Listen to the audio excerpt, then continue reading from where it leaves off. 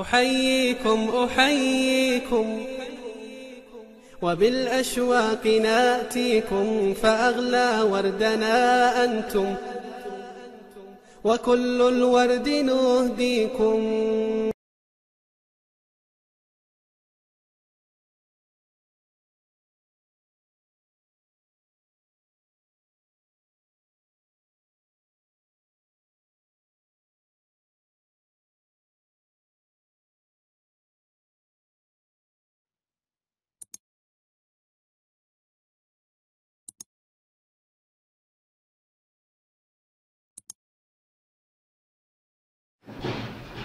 السلام عليكم ورحمة الله وبركاته. خواتي البنات، ان شاء الله تكونوا كاع بخير. اليوم غادي نخدم معكم في فستان تاع بنوته صغيره، وهذا تحت طلب احد المتتبعات، وان شاء الله تكون تسمح فيا وتسمح لي على التاخير. اليوم غادي نوري لها الطريقه، او نوري الاخوات الطريقه تاع توصال الباس تاع بنوته. فيتو على تروحي تشريه بالغلا تخدميه في الدار وحدك.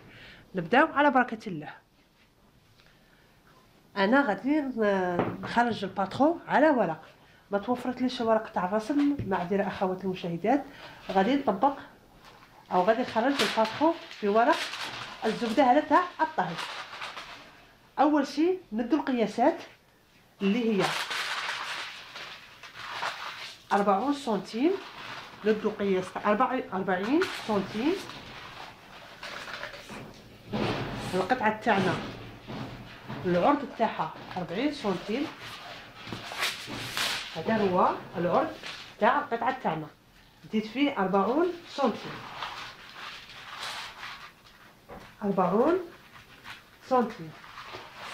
40 سنتيم هذه 40 سنتيم هذه نتنيها على اثنان القماش، او نفرض هذا الورقه تاعنا هذا هو القماش، يكون مثني على اثنان. القطعه تاعنا هذه فيها 40، تولي عندنا 20 في جهه و20 في الجهه الاخرى.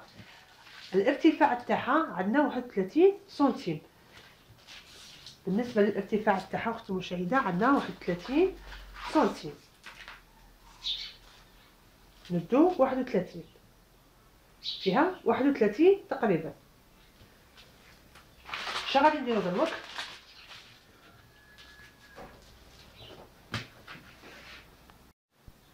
انا قلبته بلي زيبانك باش ما يخدمنيش. اش غادي نديرو؟ قلت لك القطعه تاعنا هذه ندو فيها منا الجهه المغلوقه اللي مبلعه، ندو فيها 8 سنتيم. 8 سنتيم. نفس الشيء بالنسبه للكتف ثاني كذلك ندو 8 سنتيم. نهودو كذلك منا حتى لهذه النقطه 8 سنتيم كذلك.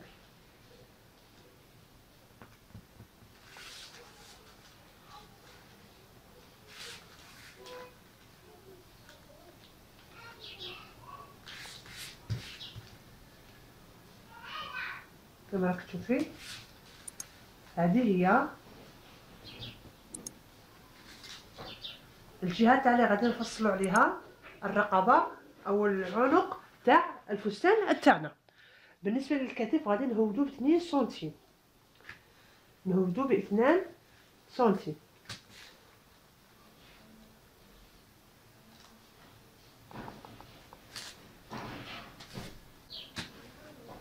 بهذه الطريقه 2 سنتيم، ونحاولوا نصل بين النقطه تاعنا الاولى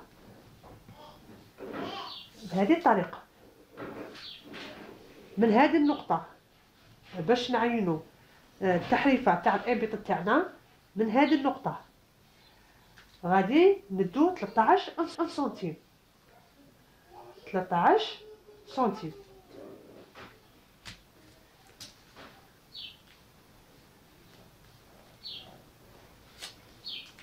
ونحاولوا نديروا خط كذلك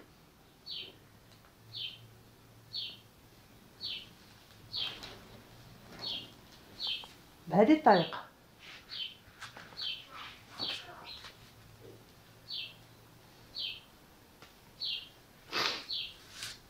اش غادي نديروا دروك؟ غادي نحاولوا نديروا التحريفات تاعنا تاع الإبل بهذا الشكل. نفس الشيء بالنسبة للرقبة تاعنا.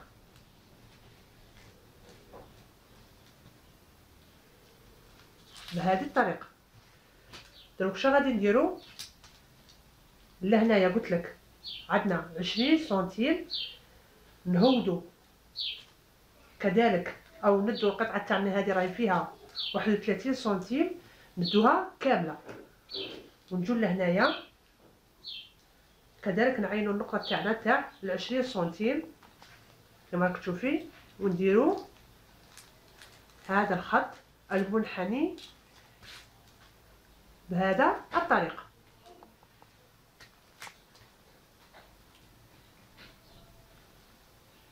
هذه هي بالنسبه للباترون تاعنا. دروك غادي نقصوه.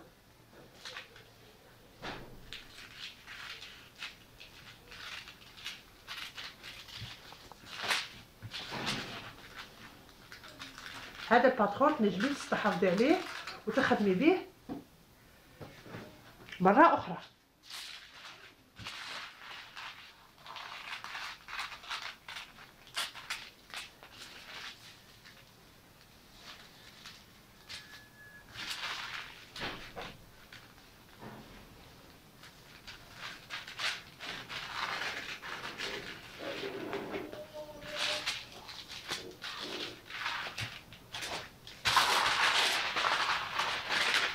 نتحصلوا على هذا الباترون. هذا الباترون اختي المشاهده اللي غادي تخدمي به الزدر والظهر. غادي نوريك الخطوات اختي المشاهده. بالنسبه للقماش اللي غادي نستعملوه، غادي نستعملوا لا دوبلور. هذا قماش تاع الدراوات في اللون الابيض. وغادي نستعملوا كذلك هذا القماش تاع لازر كما راكي تشوفي في الفضي. اول شيء انا هذا القماش كان عندي كما راكي تشوفي، قيستو صدت فيه القياس تاع الباترون اللي خرجناه مع بعض. كما راكي تشوفي ندو قطعه قلت لك فيها 40 سنتيم على 31 سنتيم، تدي قطعه من القماش فيها 40 سنتيم على 31 سنتيم، تثني 40 على 2 نتحصلوا في العرض تاعو على 20 سنتيم. كما راك تشوفي انا راني ثانيه القطعه على 2 وراني مسقه الباترون تاعنا اللي خرجناه مع بعض. هذه هي الطريقه الاولى اللي غادي نديروها. بالنسبه للظهر اختي المشاهده كذلك راني ثانيه على 2 نجيبو الزر تاعنا بهذا الشكل. كما راك تشوفي انني دايره الحافه تاع الباترون تاعنا مع القماش تاع الزدر تماما في نفس القياس. بالنسبه للظهر غادي نبعدو بهذا الشكل كما راك تشوفي حوالي 2 سنتيم. علاه لخاطر غادي نديرو السلسله من الجهه الخلفيه. هذا هو او هذه هي الطريقه اللي غادي نخدموا بها الزدر والظهر تاعنا. دروك نفصلوا الزدر تاعنا والظهر مع بعض. كما راك تشوفي غادي نقصهم في وقت واحد.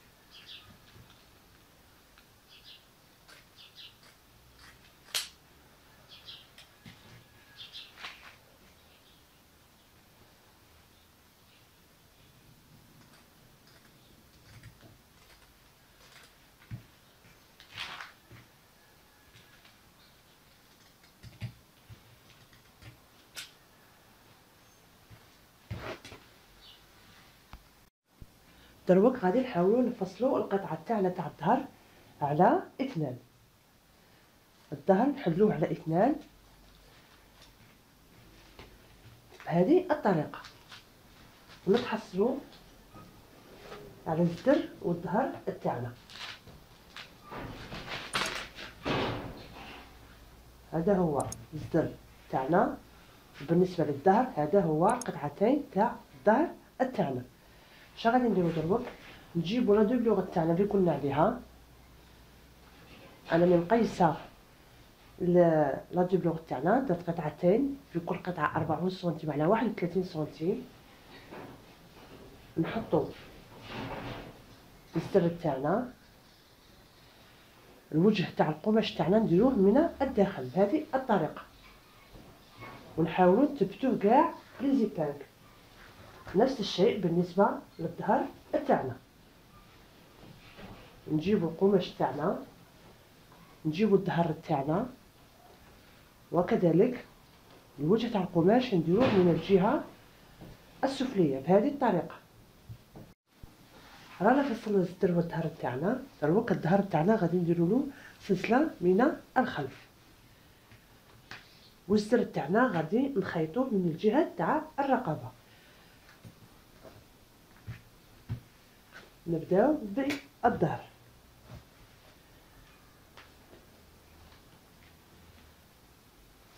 دروك واش غادي نديرو؟ نفصلو القماش لا دوبلوغ على لازر تاعنا. نجيبو السلسله تاعنا، الزين او الوجه تاع القماش غادي يكون بهذه الطريقه. نركبوا السلسله بهذه الطريقه، نثبتوها بليزيبانك.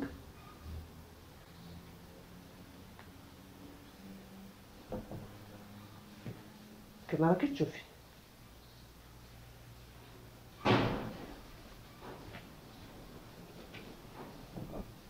هذه هي الطريقه الاولى اللي غادي نبداو عليها. دروك نديرو لا دوبلوغ تاعنا فوقها تماما بهذه الطريقه، ونثبتوها بليزيبانك باش نخيطوها في وقت واحد، لا دوبلوغ مع القماش تاعنا على هذه الطريقه. انا غادي نكمل الجهه الثانيه ونولي معكم.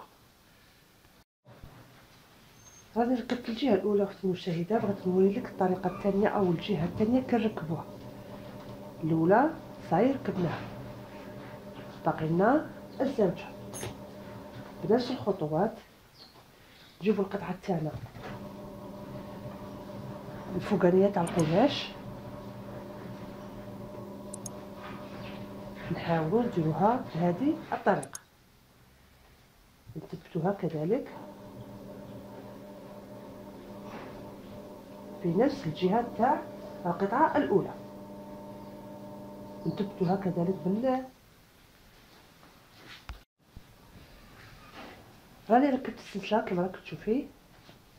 نجيب هذه الطريقه، كلشي يقعد للداخل، كذلك لا دوبلوغ كلشي يقعد للداخل، من الداخل ومن برا. دروك شا غادي نديرو؟ نحاولوا نخيطوا الرقبه او العنق تاع اللباس تاعنا. نحلوا السلسله، نقلبوا القماش على الزينه تاعو ونخيطوه بهذه الطريقه. الكفات تاعو هو اللي غادي نخيطوا عليه، نخيطوا غير الرقبه. نفس الشيء بالنسبه للجهه المقابله. وبالنسبه للظهر عفوا للصدر، انا راني خيطته من الرقبه كما راك تشوفي. اش غادي نديرلو؟ غادي نديرلو قصات صغيره، ما نحاولوش نوصلو للخياطه. هذه القصات تساعدنا كي نقلبو القماش تاعنا، تجي عندنا لا فينيسيون كما راك تشوفي. هادو هما القصات اللي ديريهم ما توصليش للخياطه، باش كي نقلبو ونخيطو ينقلب لنا بسهوله. انا غادي نخيطهم ونولي معكم. رانا خيطنا الزر تاعنا كما راك تشوفي، كذلك الظهر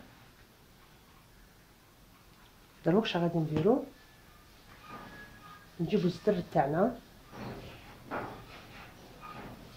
الوجه تاعو نديروه مع الوجه تاع الدار بهذه الطريقه.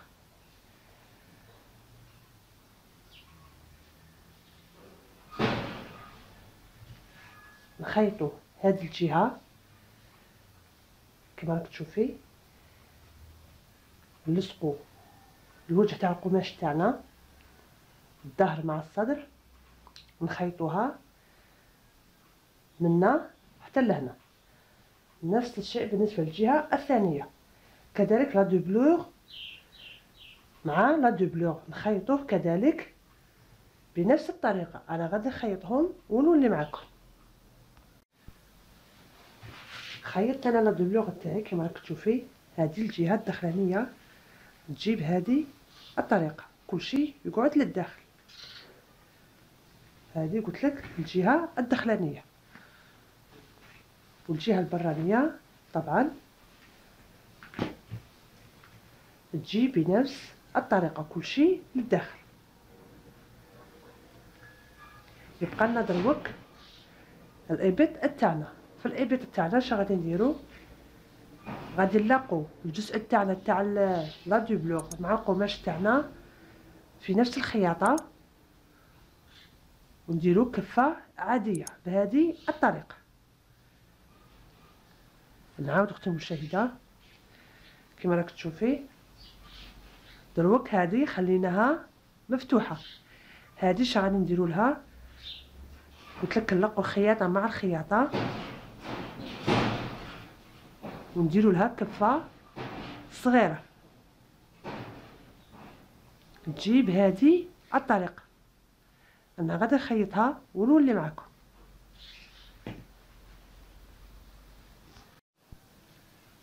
غادي نكمل الجزء العلوي تاع الفستان تاعنا كما راك تشوفي، وخيطها بالطريقه اللي قلت لك عليها. تجي الخياطه تاعك نقيه في الجهتين من الداخل ومن برا كما راك تشوفي، كلشي يبقى للداخل.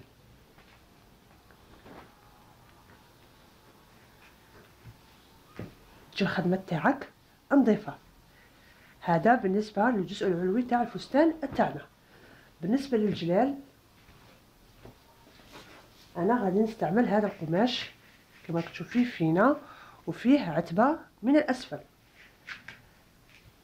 طبعا خصو لا دوبلور اللي غادي نستعمل فيها هذا الساطع بنفس اللون. غادي نوريك الطريقه اختي المشاهده. نبداو على بركه الله. هذه القطعه راني تنيتها على 4. بالنسبه للجلال القياس تاعو والطول تاعو انا راني دايره 50 سنتيم، اما العرض فيه 2 مترات. كما راك تشوفي انا راني تانيته على 4 باش نفصل ضربه واحده. راني فصلت الجلال كما راك تشوفي، قلعت لها القطعه الزائده هذه. بالنسبه لهذه القطعه اختي المشاهده غادي نخدموها لباس اخر لكن صغير عليه تاع عامين. غادي نوريكم الطريقه ان شاء الله والموديل تاعو في الايام القادمه باذن الله. دونك هذا هو الجلال تاعنا. باقي لنا لا دوبلور التحتانيه. الساطين هذا تاعنا بنفس الطريقه، العرض تاعو 2 متر وتنجمي ديريه حتى 3 متر. بالنسبه للجلال التحتاني هذه لا دوبلور تاع الجلال تاعنا، الخاطر هذا فينا وترونسبارون يبين. شنو غادي نديرو كما راك تشوفي، حنا ما غاديش نديروه معاه تماما في الطول. غادي نحاولوا العتبه هذا كما راك تشوفي فيه عتبه هذا القماش، غادي نخلو لا دوبلور تاعنا في هذه الجهه، اي كما راك تشوفي غادي نحطو الجلال تاعنا بهذا الشكل باش تكون الصوره واضحه. غادي يكون الطول تاع لا دوبلور تاعنا ناقص على الجلال تاع الفينه كما راكي تشوفي، وغادي نقصر لهنا بعد نولي معكم. راني وليت معكم كما راكي تشوفي قطعه تاع الساطع تاعي درت لها كفه من الجهه السفليه وغلقتها كذلك، ولات عندي بهذه الطريقه. نفس الشيء بالنسبه للجلال تاعي كذلك، غلقته من جهه وخليت الجهه هذه مفتوحه وما درتلهاش كفاله خاطر القماش تاعنا فيه عتبه. اش غادي نديرو؟ نقلبو القماش تاعنا على الشين تاعو.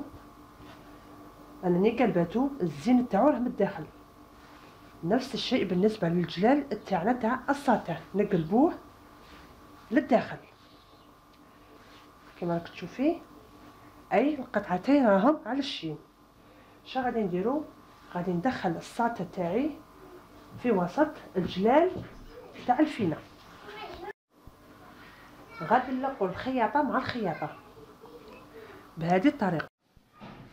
راني خيطت الجلال تاعي كما راك تشوفي، دروك غادي نحاولوا نقلبوه.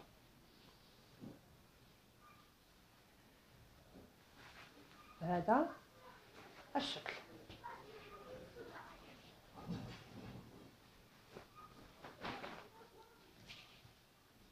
نتحصلوا على هذه النتيجه. كما راك تشوفي الخياطه غادي تكون للداخل. تعرفي بلي الساطا يتسلسل بالخف. كما هكا تستحافظي على القماش تاعك ويشد اللباس اطول وقت. هذه هي اختي المشاهده الخطوه الاولى بالنسبه للجلال. اش غادي نديرو دروك رقدت الخياطه تاعنا القماشين، خيطتهم بهذه الطريقه. من بعد اش غادي ندير؟ الجهه اللي تلقاو فيها القماش او القطعتين كما راك تشوفي الجهه تاع الخياطه هي اللي غادي نديروها من الخلف، اي مع السلسله الخلفيه تاع الفستان تاعنا. قدامنا نلصقوا الظهر والصدر تاعنا. غادي نعينوا المنتصف تاع القماش بهذه الطريقه. نعينوا المنتصف تاعو. كي نعينوا المنتصف تاعو نولي معكم. هذا المنتصف تاع القماش تاعنا. دروك نبداو نديرو التنيات غادي نديروها عشوائيه كما راك تشوفي. نرجعوا للخلف حوالي باصبع من جهه تاع اللي عيننا فيها المنتصف. نروحوا للجهه الثانيه نفس الشيء، ندخلوا من الخلف تقريبا ب1.5 سنتيم ولا باصبع. بهذه الطريقه نبداو نكملوا باصبع كذلك كما راك تشوفي. نديروا قياس اصبع او اي قياس نتيا تمشي عليه. انا ندير عيني ميزاني والاخت لا تخاف دير واحده كبيره واحده صغيره، تحاول تدي قياس مضبوط كما راك تشوفي. هذه هي التستيفات تاعنا اللي غادي نخدموا عليها الجلال تاع الفستان اللي خدمناه مع بعض. كما راك تشوفي حتى نكملوا كامل الجلال بهذه الطريقه.